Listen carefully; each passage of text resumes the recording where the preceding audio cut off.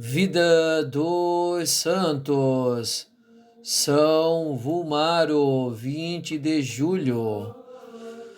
Nasceu nos arredores de Bouligny-sur-Mer, França, filho de Vulberto e Duda. O livro de sua vida conta que ele foi casado com Osterhilden, uma mulher que tinha sido casada com o nobre Vilmarus. Este obtém o juízo, o retorno da esposa, que por isso teve que deixar Vilmar. Ele então decide viver em continência e se apresentou no mosteiro de Houtmont para viver uma vida de humildade. O abade o aceita e o faz guardião do rebanho, tarefa que Vilmar executou com esmero e pontualidade como expressão de obediência e mortificação. Depois de algum tempo, o abade, admirado de sua fé e humildade, e não menos de sua inteligência, o destinou para os estudos, nos quais se distinguiu pelo zelo.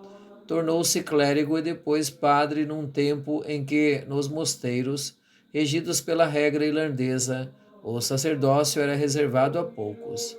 Impulsionado pelo desejo de fazer o melhor, Vilmaro, com a autorização do superior, deixou Houtmont, rompeu o relacionamento com a própria família, buscou a solidão nos bosques e tornou da cidade de Menspich, situada em Flandres, onde viveu vários anos como eremita. Mas Deus revelou-lhe o lugar onde devia construir um mosteiro masculino de Summer e outro feminino, que mais tarde receberá o nome de Vieri Outboys. Vilmar tornou-se o abade do mosteiro de Summer e ali viveu até sua morte acontecida no dia 20 de julho. Também ali foi sepultado. Praticou as mais grandes virtudes que se exigem de um superior de uma comunidade monástica. Egregius, pastor.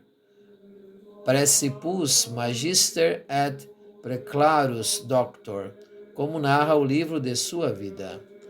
O seu primeiro biógrafo, que escreveu pela metade do século IX, fala do senhor Carlos, que é, sem dúvida, Carlos, o Calvo, mas não fala da destruição dos dois mosteiros feita pelos normandos, o que poderia sugerir que ele escreveu entre os anos 840 e 858.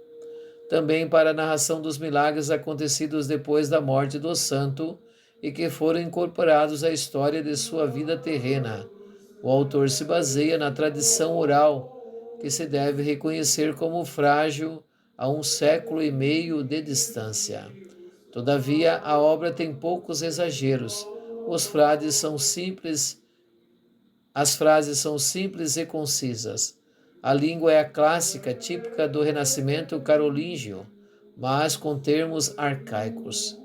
Fica-se com a expressão de quem escreveu havia visto e vivido os fatos.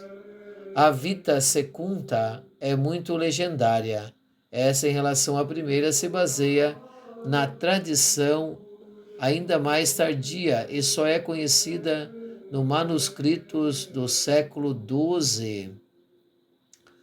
A Vita Prima apresenta uma cronologia que só não podemos verificar um ponto, aquele da passagem por Summer, do rei Sansão Cedvalha, que quando ia para Roma para ser batizado, parou para conversar sobre religião com Vilmar.